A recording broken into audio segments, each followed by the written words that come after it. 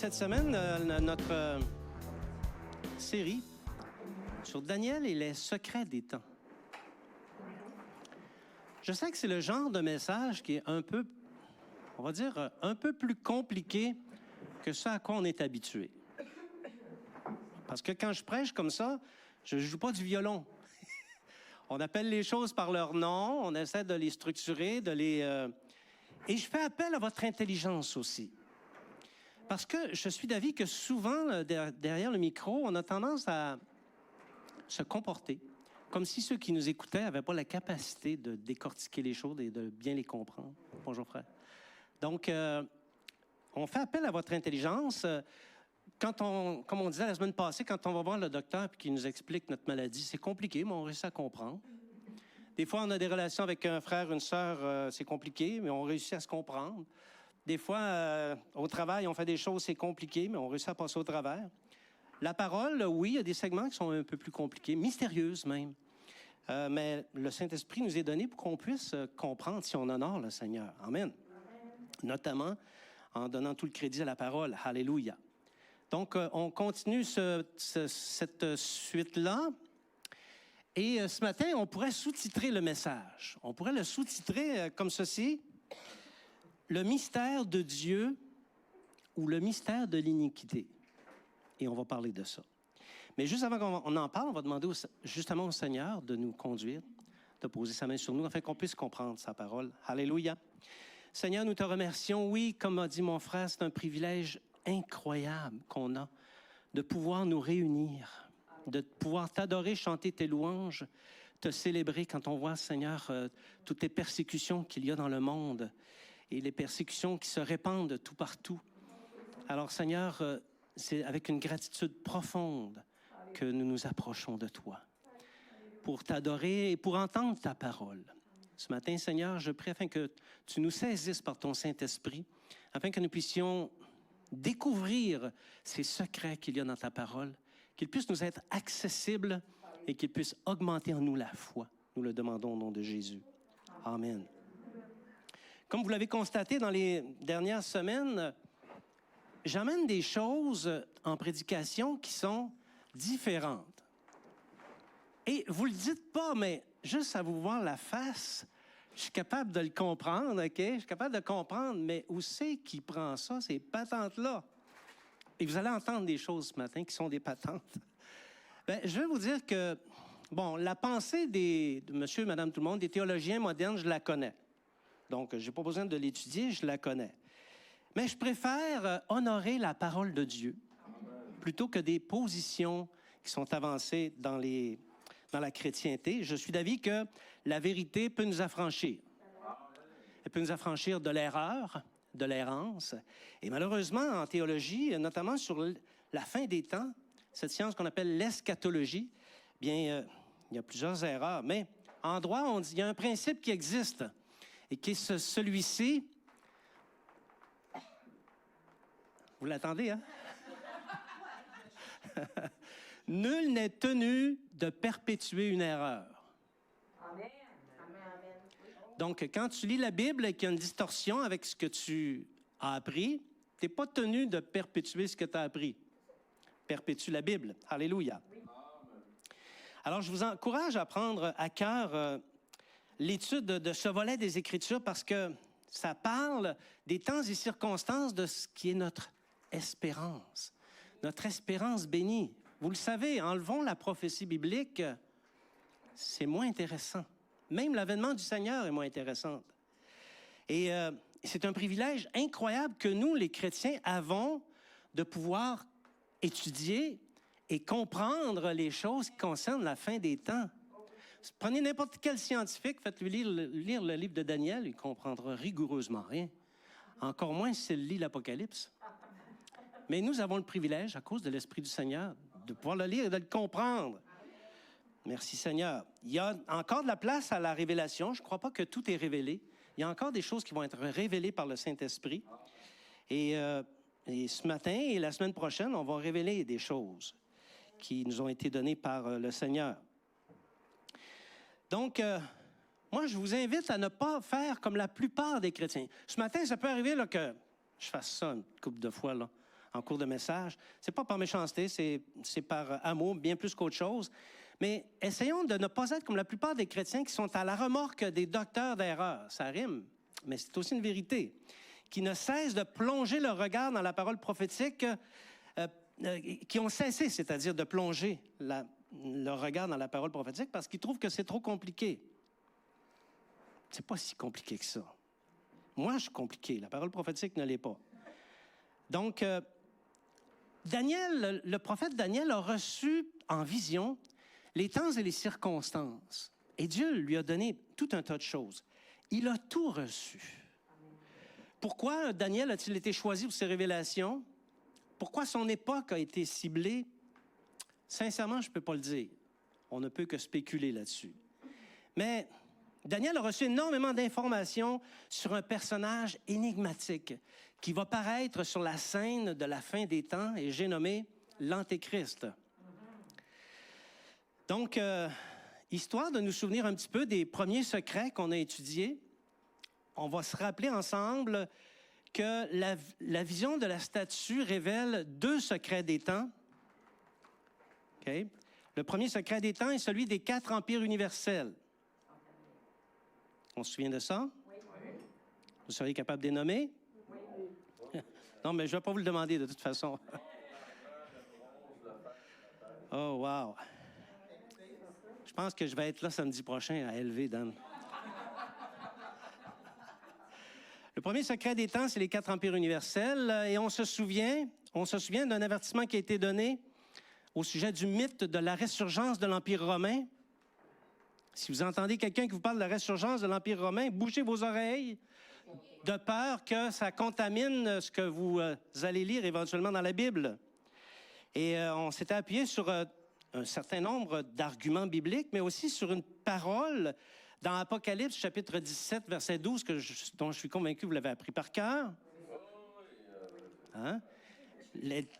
OK, ça fera là, hein? Ça fera. Donc, les 10 cornes que tu as vues, c'est ça que ça disait, les 10 cornes que tu as vues sont 10 rois qui n'ont pas encore reçu de royaume. Donc, s'il s'agissait de la résurgence de l'Empire romain, il dirait, c'est le royaume actuel. Mais en disant qu'ils n'ont pas encore reçu de royaume, il dit clairement que l'Empire à venir de la fin des temps ne sera pas l'Empire romain. Deuxième secret que nous dévoile la statue, le secret du temps des nations. Et on a parlé largement de ce temps des nations qui correspond à l'établissement du royaume de Dieu sur la terre ou encore à l'Église. Et on a vu toute la symbolique biblique et toute la cohésion, toutes les merveilles qui gravitent autour des symboles qu'on retrouve dans Daniel, dans Zacharie et dans l'Apocalypse. La pierre, maintenant vous savez ce qu'est la pierre. Les 7 dieux, vous ne le saviez pas la semaine passée, mais maintenant vous savez qui sont les 7 dieux. Les 7 chandeliers, vous savez qui sont les 7 chandeliers. Et les 7 cornes, tous ces symboles qui sont vraiment importants pour décoder, décrypter la vision, les visions bibliques, les prophéties bibliques. On se souvient du secret des temps qu'on a regardé la semaine passée, secret des temps visant à briser la force du peuple saint. Okay? Les fameuses 70 semaines d'années qui correspondent à des années qui ont été fixées sur le peuple d'Israël pour le purifier. En fait, il y a 7 objectifs qui sont fixés par Dieu au travers de ces 490 années-là. Ce sont pour faire cesser les transgressions, mettre fin au péché, expier l'iniquité, amener la justice éternelle, sceller la vision, sceller le prophète et oindre le Saint des Saints. On se souvient qu'il reste une semaine. C'est pas grave si on ne comprend pas les 69 autres. C'est pas grave du tout. Ils sont dans le passé de toute façon. Bien, c'est le fun de le comprendre. Mais c'est pas grave si on ne le comprend pas. Ce qu'il faut se souvenir, c'est qu'il reste une semaine d'années, 7 ans, qui restent à se produire, qui ont été fixés sur le peuple d'Israël pour accomplir les objectifs de Dieu visant à briser la force du peuple d'Israël. Et quand ça va être terminé, la force du peuple d'Israël va être complètement brisée.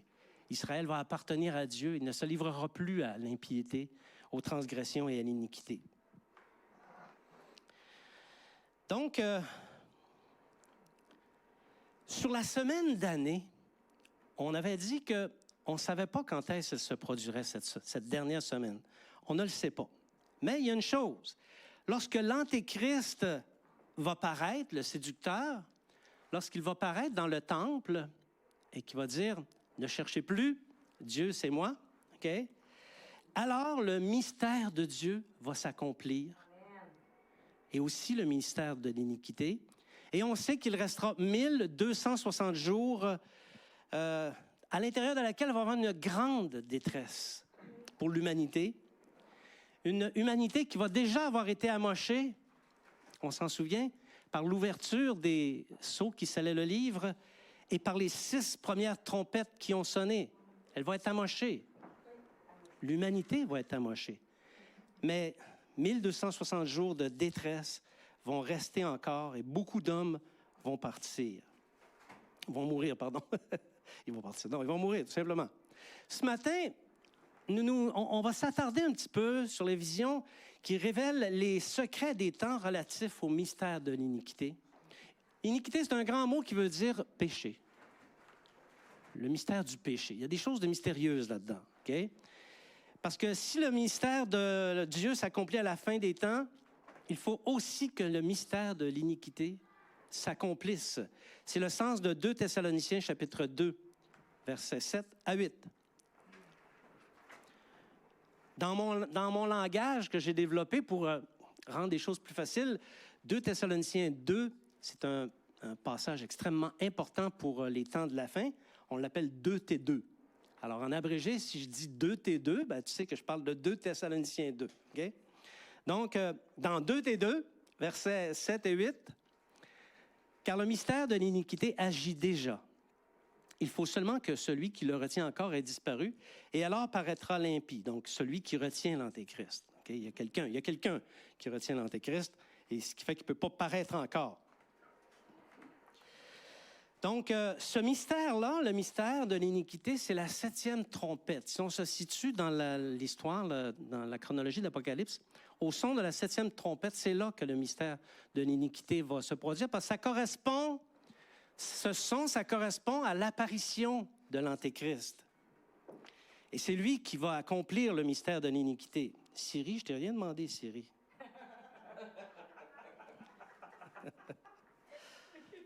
Donc, ce matin, on s'intéresse. C'est de ça qu'on va parler ce matin. De l'impie à venir. Le grand séducteur, parce qu'il ne faut pas penser que ça va être un bonhomme avec 2 cornes, une face de bélier. Non, ça va être un grand séducteur, l'Antéchrist qu'il va s'appeler. On s'entretient de lui ce matin. Daniel a dit beaucoup de choses concernant cet homme de péché. Daniel, verset 10... Daniel, chapitre 14. Et Jean, ça se mêle tout là-dedans. Là. Daniel, chapitre 10, verset 14. On l'a eu. Daniel, chapitre 10, verset 14. L'ange qui est apparu à Daniel dit ceci: « Je viens maintenant pour te faire connaître ce qui doit arriver à ton peuple dans la suite des temps, car la vision concerne encore ces temps-là. » Même l'ange réalise que, coudonc, tout ce que j'ai à lui dire, lui, ça porte sur la fin des temps. Parce qu'il dit, ça concerne encore ces temps-là. L'ange avait beaucoup de choses à dire à Daniel sur les secrets des temps. Et on s'entend pour dire que, même si Daniel dit qu'il a compris la vision, on s'entend pour dire que Daniel n'a pas compris la vision. Ce sont des visions scellées. Il y a seulement ceux de la fin des temps qui peuvent le comprendre. Saviez-vous que Daniel a reçu 4 visions qui concernent l'Antéchrist? Est-ce que vous le saviez? Non. Maintenant, vous le savez. Il a reçu 4 visions qui concernent l'Antéchrist. C'est quand même beaucoup. Okay? Il a reçu la vision des 4 bêtes, okay? La vision du bouc et du bélier, la vision des 70 semaines et la vision de la profanation du temple. Les 4 visions concernent concerne l'Antéchrist. D'entrée de jeu, c'est important de noter que ces 4 visions-là comportent une caractéristique commune. Elles ont quelque chose de commun. Et si vous retenez bien cette caractéristique commune à ces 4 visions, je suis d'avis qu'il va être plus facile pour vous de comprendre la nature de l'Antéchrist à venir. Mais là, ça aurait peut-être été une belle occasion de dire Amen. D'autant que je prenais une gorgée. Donc, cette caractéristique que vous êtes tous invités à retenir, c'est que toutes ces visions commencent à s'accomplir dans l'Antiquité. Les connaisseurs de la prophétie biblique, vous savez que je dis vrai, OK? Elles commencent toutes à s'accomplir dans l'Antiquité et elles se terminent à la fin du monde. Il y a une énigme là-dedans. Une énigme qu'il faut comprendre. Aviez-vous déjà remarqué ça? Elles commencent toutes à l'Antiquité et elles finissent à la fin du monde.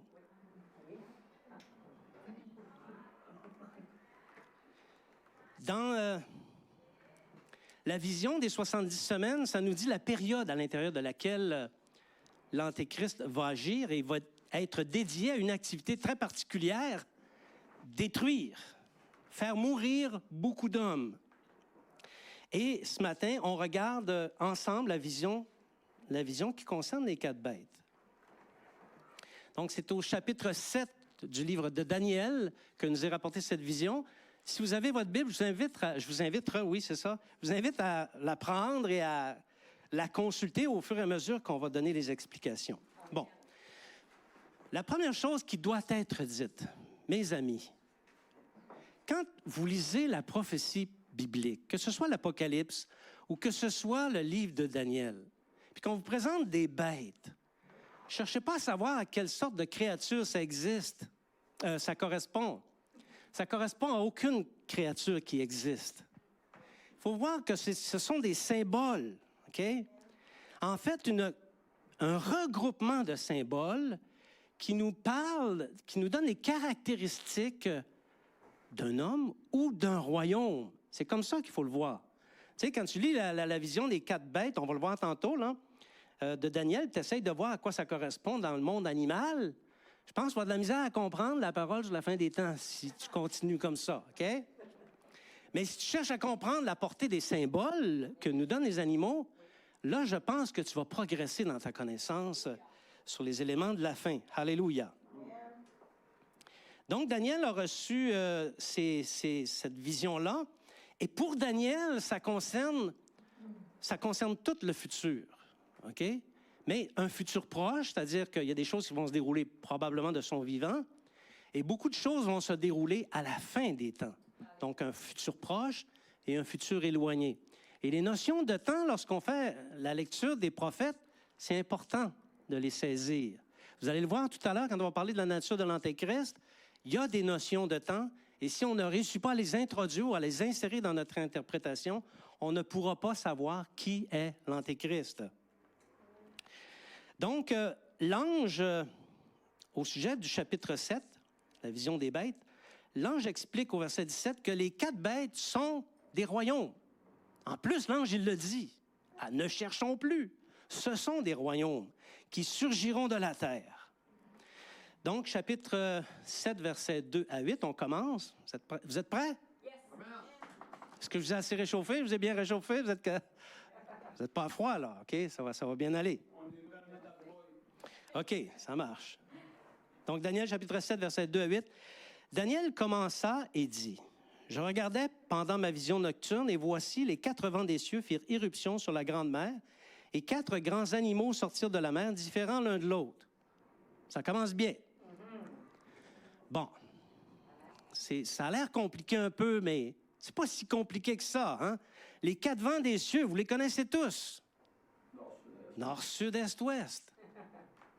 Est-ce que c'est compliqué? Non. Ils firent irruption sur la grande mer. Ici, on ne parle pas de l'océan. On ne parle pas non plus de la Méditerranée. La grande mer, c'est les habitants du monde. Avez-vous vu les nouvelles cette semaine? On a vu un rassemblement qui s'est passé en Catalogne.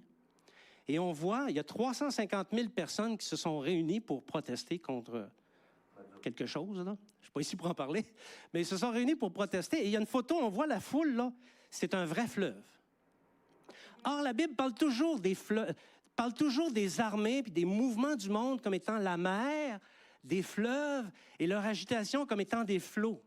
Donc, quand tu vois dans les prophéties bibliques, ces symboles-là, essaye pas de voir de l'eau.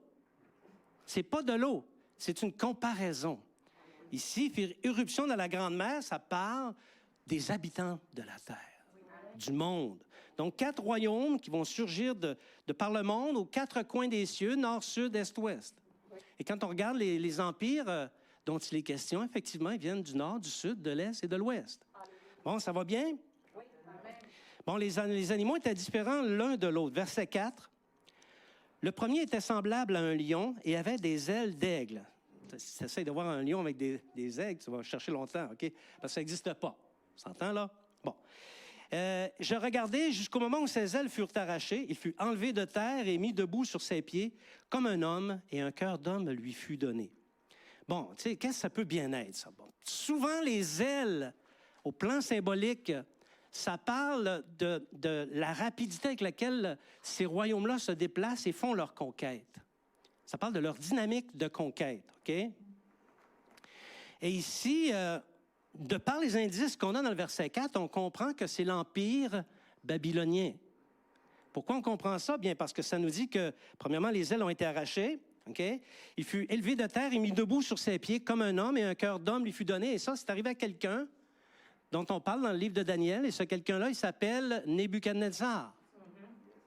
Nebuchadnezzar a perdu son esprit, a perdu l'esprit pendant une période de 7 ans, et pendant qu'il a perdu l'esprit, il était dans les champs et il mangeait de l'herbe, du foin puis de l'herbe comme le bétail. Ses ongles ont poussé, ses cheveux sont poussés, jusqu'à ce que la raison lui revienne. Et là, il a eu un cœur d'homme, c'est même comme ça que c'est dit, et il a pu continuer à gouverner. Donc, ne cherchez plus ici, ça nous parle, c'est une représentation symbolique de l'Empire babylonien. Après cela, je regardais et voici, un autre était semblable à un léopard et avait sur le dos 4 ailes comme un oiseau, encore des ailes. Et cet animal avait 4 têtes et la domination lui fut donnée. Bon, on sait qu'après Nebuchadnezzar, il y a un royaume qui a paru, on l'a vu dans les explications sur la statue.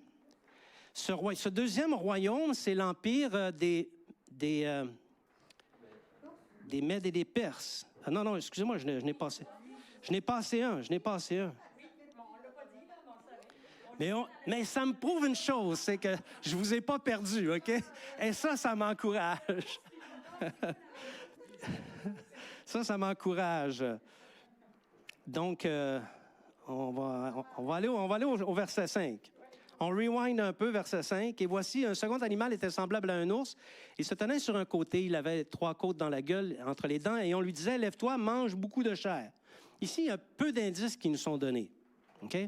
Mais il y a une chose. On sait que le précédent, c'est l'Empire babylonien.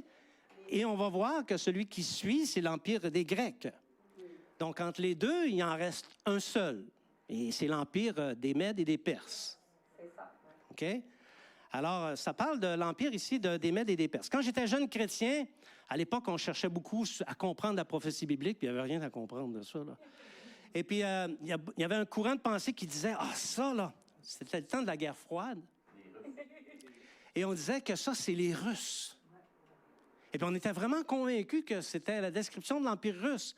Comme quoi, d'utiliser les événements contemporains pour tenter d'interpréter la prophétie biblique, c'est un grand risque d'erreur. Parce que je vous garantis que ce n'est pas l'URSS. OK?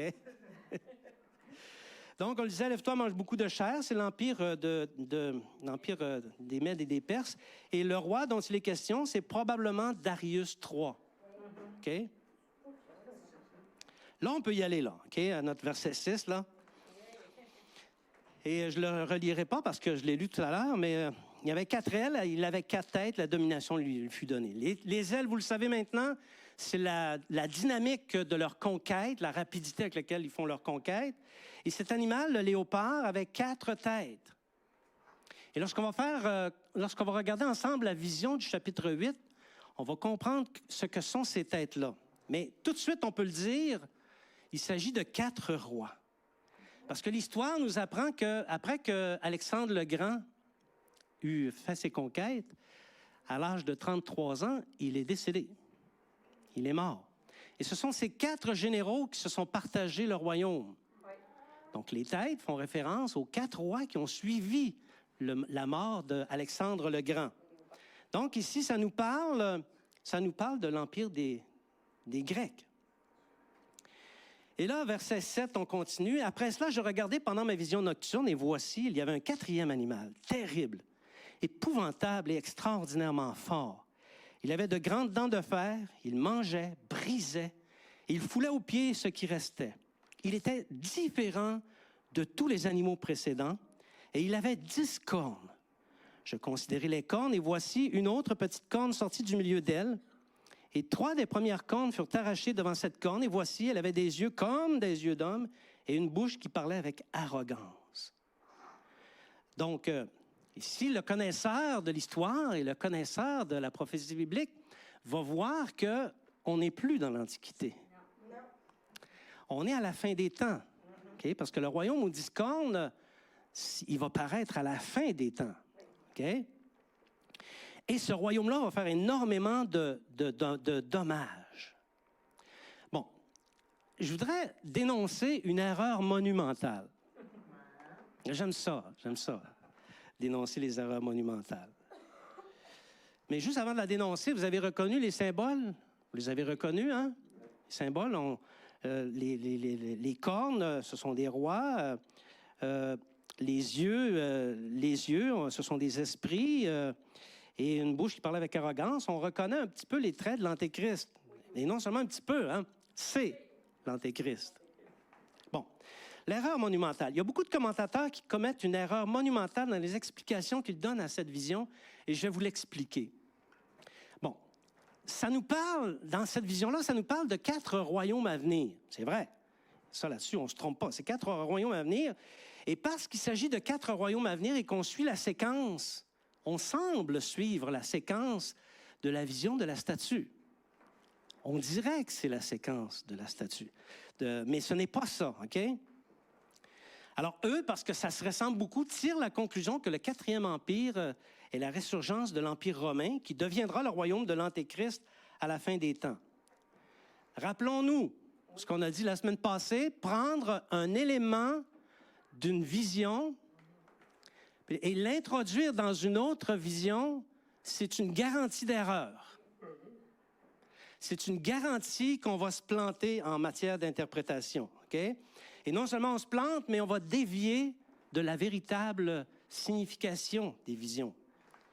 Et quiconque commet cette erreur, j'en connais plusieurs qui font cette erreur-là, quiconque commet cette erreur est condamné à faire de l'ajustement doctrinal. De l'ajustement doctrinal, à se tromper lui-même et par la bande tromper les autres. Et ici, ce n'est pas ce qu'on va faire si Dieu le veut, et je sais que Dieu le veut. Amen. Il a été statué la semaine passée et la semaine précédente que la vision de la statue, sans faire de jeu de mots, la vision de la statue concernait les empires universels allant de la Babylonie à l'Empire romain. Ça a été statué, ça c'est indiscutable. Il a été statué également que ces 4 royaumes ont été anéantis. On se rappelle la signification du mot anéanti?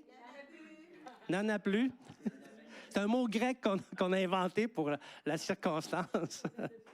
Ça veut dire qu'il n'y en a plus, OK? Et ils ont été anéantis par la pierre qui s'est détachée sans le secours d'aucune main, la pierre aux 7 yeux. Et vous savez qui sont les 7 yeux. Donc, ils ne sont plus. Ça, on l'a statué. On a également statué que Jean affirme très clairement au chapitre 17, verset 12, qu'on a lu tout à l'heure, que le royaume de l'Antéchrist ne sera pas romain. Amen. Parce que du temps de l'Empire romain, il dit, ils n'ont pas encore reçu de royaume. Alléluia. Donc, ça ne peut pas être romain. OK?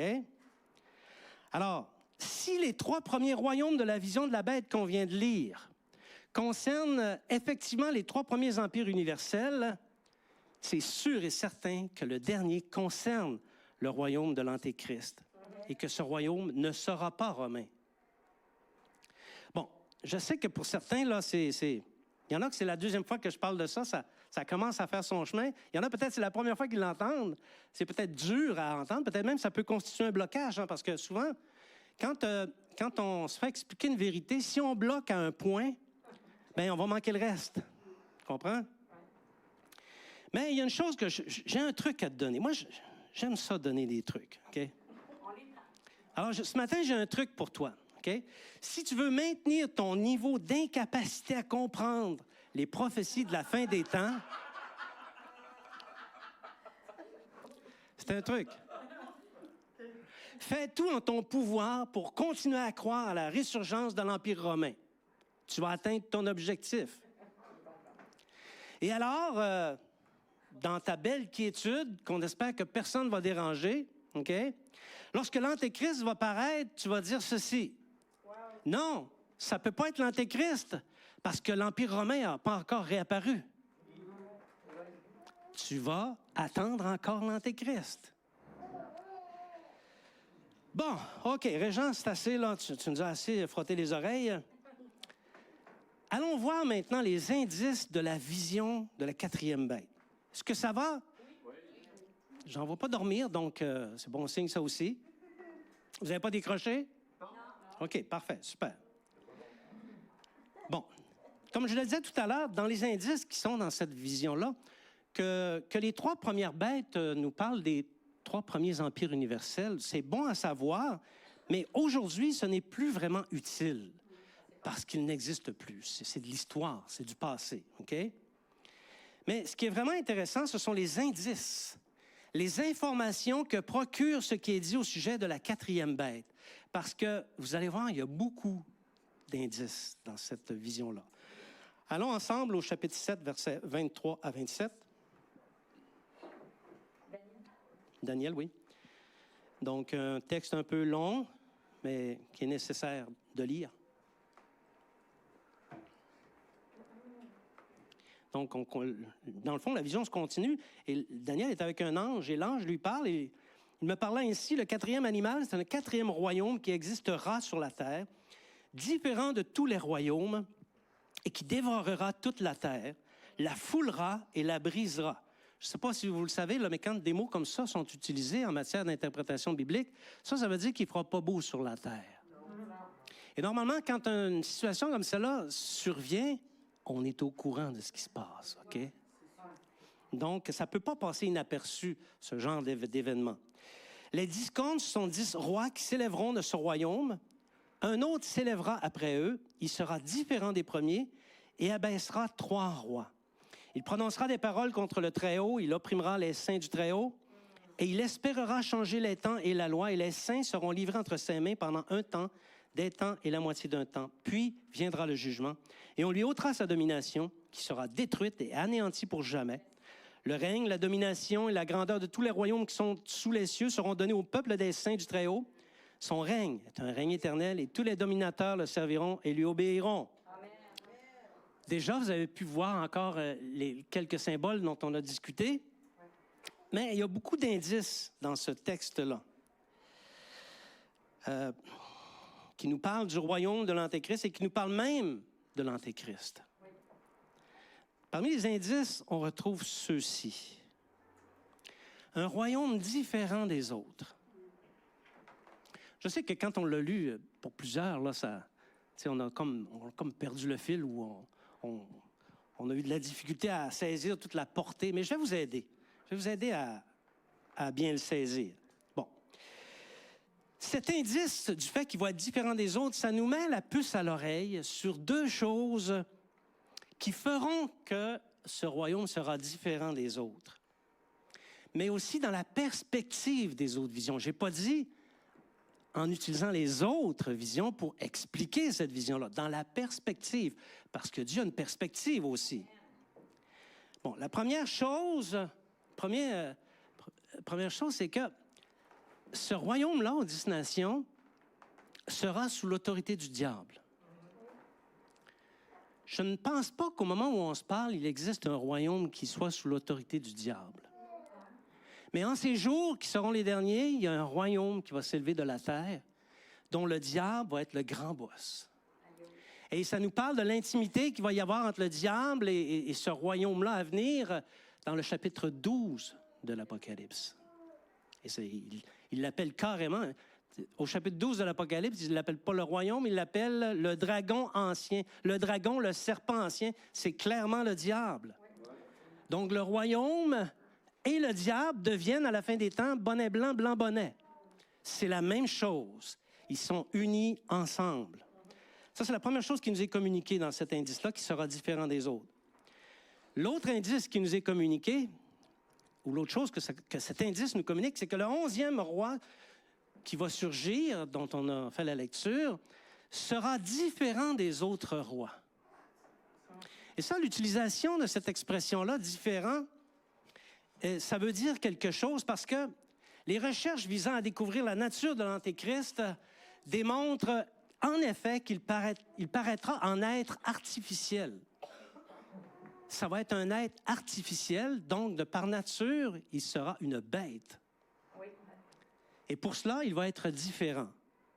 D'habitude, quand je prêchais sur ces choses-là, je disais, dans un livre à paraître qui s'appelle « L'impie démasqué », mais aujourd'hui, je peux changer mon discours et vous dire, dans le livre qui paraîtra au mois de décembre, qui s'appelle « L'impie démasqué » ou « L'identité biblique de l'Antéchrist », on traite de toutes ces choses-là. 15 ans de recherche, quand même. Non, Dieu la gloire, Dieu la gloire. Je faisais pas ça pour être applaudi, pas du tout, là, OK? Ça me gêne, ça me rend mal à l'aise, là. Oui, alors ça, vous pouvez le faire. L'autre indice qui nous est communiqué, l'autre indice, on a vu le premier indice qui va être différent des autres. Le royaume va être différent, l'Antéchrist va être différent, de par nature, il va être différent. L'autre indice, c'est que le royaume aux 10 nations, le royaume du diable, va paraître avant l'Antéchrist. Donc, c'est bien de s'attendre à ce que l'Antéchrist paraisse, mais il faut savoir que le royaume de l'Antéchrist va paraître avant. L'autre indice qu'on a, c'est que les dévastations vont commencer pendant l'exercice du royaume aux 10 nations. C'est pas l'Antéchrist qui va les commencer. C'est le royaume du diable. Il va commencer à faire du ménage dans l'humanité, mais c'est pas lui qui va faire le grand ménage. C'est l'Antéchrist qui va faire le grand ménage. OK? Donc, et l'Antéchrist va les achever dans la dernière partie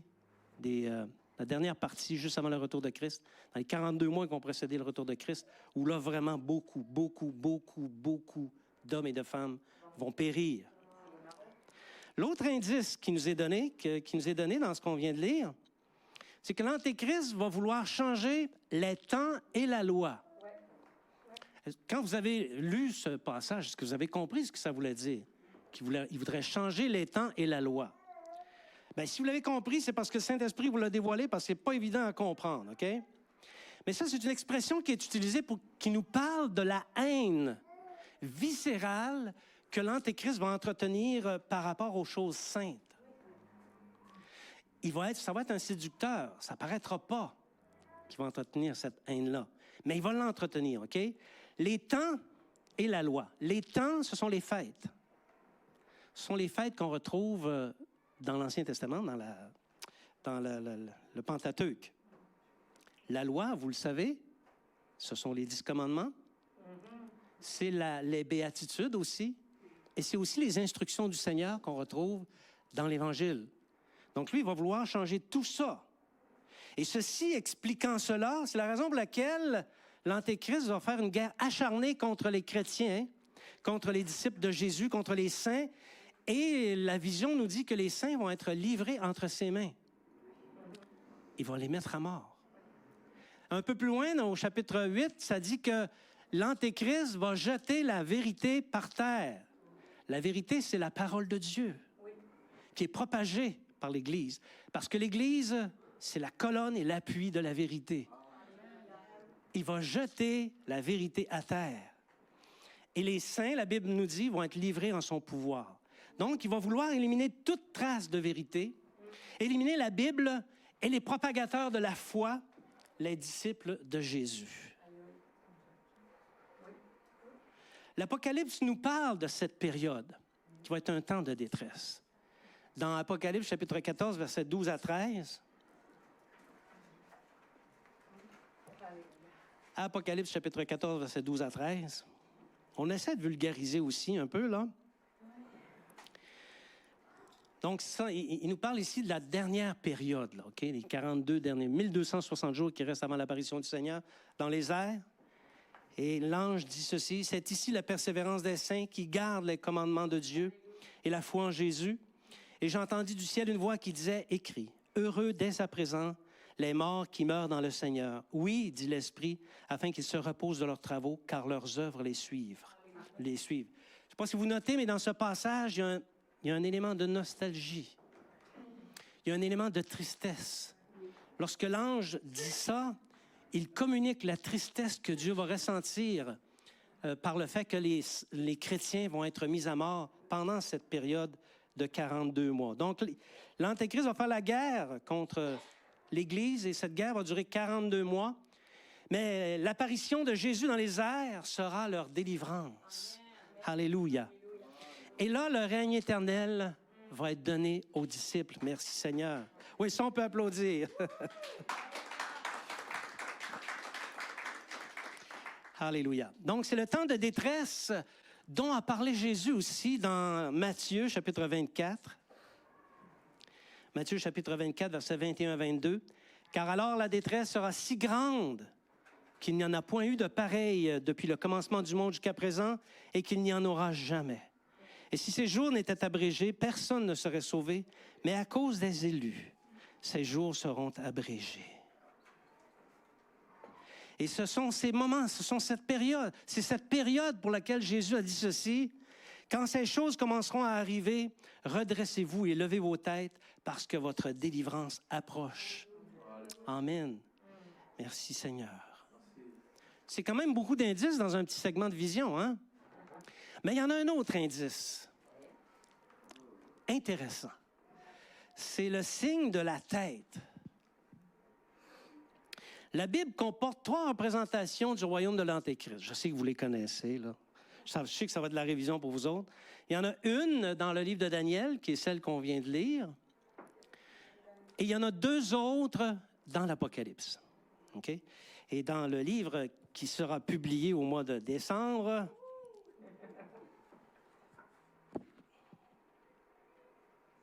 on a placé là des beaux dessins, juste pour permettre de comprendre le sens de ces visions. Donc, ce sont les 3 représentations du royaume de l'Antéchrist. Dans l'Apocalypse, les têtes, là, à partir d'ici, si vous avez été attentif, bien, je vous encourage à ne pas relâcher votre attention. Parce que là, on va s'en aller dans le profond, OK? Pas difficile, mais plus profond. Donc, dans l'Apocalypse, les têtes qui sont des rois, ça nous donne les indices nécessaires pour découvrir l'origine de l'Antéchrist. Dans Daniel, il n'y en a seulement qu'une. Chapitre 12 de l'Apocalypse, il y en a 7, et même chose au chapitre 13. Et vous remarquerez, dans ces 2 visions-là, il y a aussi un élément de symbole, le diadème. Chapitre 12, il y en a 7, ils sont sur les têtes. Chapitre 13, il y en a 10, ils sont sur les cornes. Ça veut dire quelque chose, ça. Oui. Parce que tout veut dire quelque chose dans la parole de Dieu. Donc, voyez ce que ça dit dans l'Apocalypse, chapitre 17, versets 9 à 12. On s'entretient sur les têtes, là. Il y en a qui ont la tête dure, il y en a qui ont la tête enflée, il y en a qui ont la grosse tête, mais il y a aussi les têtes de la Bible. C'est ici l'intelligence qui a de la sagesse. Les 7 têtes sont aussi 7 rois, 5 sont tombés, 1 existe, l'autre n'est pas encore venu, et quand il sera venu, il doit rester peu de temps. Et la bête qui était, qui n'est plus, est elle-même un 8e roi, et elle est du nombre des 7, et elle va à la perdition. Les 10 comptes que tu as vus sont 10 rois qui n'ont pas encore reçu de royaume. Avez-vous compris quelque chose? Moi, j'ai compris. Je vais vous l'expliquer, OK? Mais est-ce que vous voyez le soin que Dieu prend de tout codifier les événements annoncés d'avance? C'est codifié. Et c'est codifié d'une façon tellement intelligente que seulement Dieu qui peut faire ça. Et nous avons l'Esprit de Dieu et nous pouvons saisir la signification de ces textes. Donc, si on fait la même lecture, si on a lu le même passage ensemble, je ne vais pas le relire, là, mais si on a fait la même lecture, en partant de l'époque de Jean, parce que c'est lui le prophète, c'est lui qui s'exprime, donc notre référentiel sur le temps, c'est l'époque de Jean. On comprend ça? Il y a avant ce que Jean a vécu, puis il y a après Jean. OK? Donc, l'ange dit que l'Antéchrist n'est plus. On l'a lu. Mais que son royaume viendra dans le futur de la fin des temps. Et c'est lui, l'Antéchrist, qui constituera le 8e roi dans le futur de la fin. Ça commence à être conforme aux visions de Daniel, qui vont toutes de l'Antiquité à la fin des temps. Bien, mon ami Jean fait la même chose. Okay? Il dit que c'est un roi qui est mort, mais son royaume va être dans le futur. Avez-vous déjà Avez-vous déjà vu ça, quelqu'un, un roi qui a vécu dans le passé, mais dont le royaume va exister de 3000 ans plus tard? C'est du jamais vu. Et juste pour nous mélanger un peu plus, il dit que l'Antéchrist qui paraîtra dans le futur fait partie des 5 rois qui sont tombés, c'est-à-dire qui sont morts. Normalement, ici, le menton devrait vous tomber un peu, là. Donc, tant dans le livre de Daniel que dans l'Apocalypse, ça nous parle de l'Antéchrist à venir comme étant un roi du passé, de l'Antiquité, qui paraîtra à nouveau dans le futur de la fin. C'est quelque chose, ça, là. Est-ce que vous l'aviez vu? Ceux qui me connaissent, Dan, tu n'as pas besoin de répondre, je sais que tu l'avais déjà vu, là. Mais les autres, je serais étonné que vous ayez déjà vu ça, OK? Donc, si les cornes sont des rois aussi, OK? Si les cornes nous informent au sujet des rois qui paraîtront dans le futur, les têtes nous informent au sujet des rois qui ont paru dans le passé. C'est la raison pour laquelle, au chapitre 12, les diadèmes sont sur les têtes, pour nous dire, au chapitre 12, si tu veux connaître un peu l'identité de l'Antéchrist à venir, il faut que tu regardes du côté du passé. Et au chapitre 13, ils sont sur les cornes qui sont clairement dans le futur, nous disant la même chose. Si tu veux comprendre l'identité de l'Antéchrist à venir, il faut que tu regardes dans le futur. Ça nous parle de la composante étrange de l'Antéchrist qui sera un être passé-futur. Un être qui a existé dans le passé et qui viendra à l'existence dans le futur lorsque les 10 nations existeront. C'est la raison pour laquelle, ici, il y a un mystère qui est dévoilé. C'est la raison pour laquelle l'ange dit, il est lui-même un 8e roi, le 8e, mais il fait partie des 7.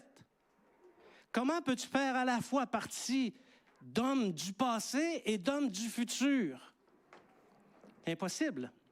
La seule chose qui peut expliquer ça, c'est une réapparition. Une réapparition, et d'ailleurs, le chapitre 17 de l'Apocalypse le dit très clairement, que l'Antéchrist monte de l'abîme et qu'il reparaîtra. Et les habitants de la terre vont être étonnés en le voyant, en disant, ben oui, mais il n'était pas mort, lui. Il est revenu à la vie. Donc, la composition de l'Antéchrist, c'est celle-ci. Un être passé, futur. Et, oui, merci, Mimi. Les autres sont encore en train de le cogiter, de leur virer dans leur tête. Donc, l'ange semble bien indiquer que ce sinistre personnage serait un esprit décédé qui reviendra à l'existence à la fin des temps. Et c'est effectivement un mystère. Un mystère que seul l'Esprit du Seigneur peut révéler. Et nous sommes rendus dans les temps où l'Esprit veut révéler ces choses. Et c'est le sens de ce livre qui va paraître au mois de décembre. C'est le sens de ce livre-là. OK? Ce sont des révélations qui ont été données par l'Esprit. Régent, tu charries un peu. Un peu. Mais pas tant que ça non plus, OK? Regardez un autre indice qu'on a dans la vision qu'on a lue. Moi, je suis encore dans la vision du chapitre 7, là. Je suis encore là. Oui, je me suis promené dans l'Apocalypse, je suis revenu, mais ça nous dit ceci. L'Antéchrist va être jeté au feu. Là, vous l'avez lu comme moi, hein? Il sera jeté au feu. Et ça, c'est un indice informatif sur l'Antéchrist, sur le fait qu'après avoir été tué, l'ange dit qu'il est jeté dans le feu pour être brûlé. Mais ça ne vous sonne pas une cloche? Depuis quand un homme meurt et s'en va directement dans les temps de feu? Il faut passer au travers du jugement. Il faut passer au travers de la seconde mort. Mais lui, là, l'Antéchrist, jeté directement au feu. Et l'Apocalypse nous parle de cet événement-là. Apocalypse, chapitre 12, verset 20. Pas 12, pardon, 19. Verset 20, c'est ça. à Apocalypse chapitre 19, verset 20. « Et la bête fut prise, et avec elle le faux prophète qui avait fait devant elle les prodiges par lesquels il avait séduit ceux qui avaient pris la marque de la bête et adoré son image. Ils furent tous les deux jetés vivants dans l'étang de feu et de soufre. » Un peu plus loin, il dit que c'est la seconde mort. La justice de Dieu, c'est la suivante. Nous vivons, si nous acceptons Jésus au terme de notre vie, on s'en va au tribunal de Christ et après on accède à la présence de Dieu.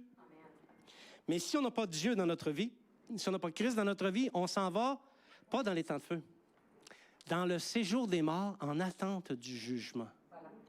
OK? Et après le jugement, il y a une seconde mort, que nous informe la Bible. Donc, c'est une information capitale sur l'identité de l'Antéchrist. Est-ce que vous l'avez vu? Ça veut nous dire que s'il passe directement à la seconde mort, ça veut dire qu'il a déjà expérimenté une première mort avant. Une première mort dans le passé, après laquelle il est allé dans le séjour des morts en attente du jugement. Mais comme il revient à l'existence, il va être jeté directement au feu parce que la job est déjà faite. La job du jugement est déjà faite. Alors, ça semble logique et surtout profondément ancré à la prophétie biblique sur l'Antéchrist. J'ai beaucoup de choses à dire encore sur l'Antéchrist. Mais la semaine prochaine. Pas aujourd'hui. Non, mais aujourd'hui, il fallait que je vous réchauffe un petit peu, hein, pour que vous soyez en mesure de bien saisir ce qui va se dire la semaine prochaine.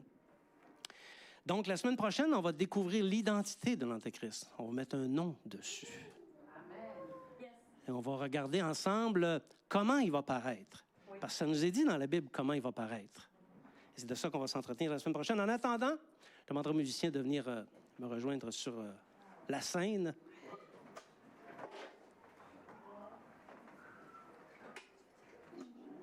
Donc, on peut considérer aujourd'hui qu'on a mis la table pour exposer bibliquement le secret des temps du mystère de l'iniquité qui trouve son accomplissement dans l'apparition de l'Antéchrist et qui va se manifester par les actes incroyables qu'il va faire. Des actes, on n'est même pas capable d'imaginer les actes de méchanceté, de destruction. Il va détruire, piétiner, déchirer la terre en faisant périr un nombre impressionnant d'hommes. Il me semble que comme chrétien, on devrait s'intéresser à quelqu'un comme ça. Surtout quand on sait qu'il va se lever contre la vérité, donc il va être le premier ennemi des chrétiens. Par contre, il faut ouvrir nos esprits. Il faut ouvrir nos esprits à la vérité de la parole de Dieu. Et tant qu'à ouvrir nos esprits, pourquoi pas déloger les erreurs sclérosantes et plonger nos regards dans la seule vérité qui est accessible, la parole de Dieu. Alléluia. Et c'est ce qu'on a fait aujourd'hui. J'ai tenté de déloger des choses. J'aurai encore des choses à déloger, mais on ne peut pas tout faire one shot. Hein? Mais Dieu voulant, on en délogera d'autres plus tard. Et par contre, la semaine prochaine, on va pouvoir conclure ce qu'il y a à dire sur l'Antéchrist à venir. Et à ce moment-là, tous, vous connaîtrez l'identité biblique de l'Antéchrist. Vous connaîtrez comment il va paraître et les temps et circonstances selon lesquelles ça va se faire. Vous ne serez plus dans l'ignorance. Donc, un enseignement comme celui ce matin, ça sert, oui, à augmenter nos connaissances. Et c'est important d'augmenter nos connaissances. Mais le fait de connaître qui est l'homme du péché, l'impie à venir, ça devrait susciter quelque chose en nous. Oui. Ça devrait susciter le désir de se purifier. On devrait mieux comprendre la nécessité pour tout disciple de se garder dans l'obéissance, en fuyant les choses qui appesantissent le cœur. Il y a tellement de patentes qui appesantissent nos cœurs et nous empêchent d'accéder aux choses de l'esprit et peuvent nous faire rater le discernement qui est nécessaire. Parce que la parution de l'Antéchrist va faire appel à notre discernement, à nos connaissances, mais aussi à notre discernement. Donc, nous devrions nous tenir devant l'autel de Dieu, bien-aimés, dans l'humilité et surtout dans le souci de chercher à plaire au maximum à celui qui nous a aimés le premier, afin de tenir ferme lorsque ces jours vont paraître, parce que lorsque les jours vont paraître, ça va être extrêmement difficile, et il faudra qu'on se tienne debout jusqu'à la fin. Amen. J'invite à vous lever.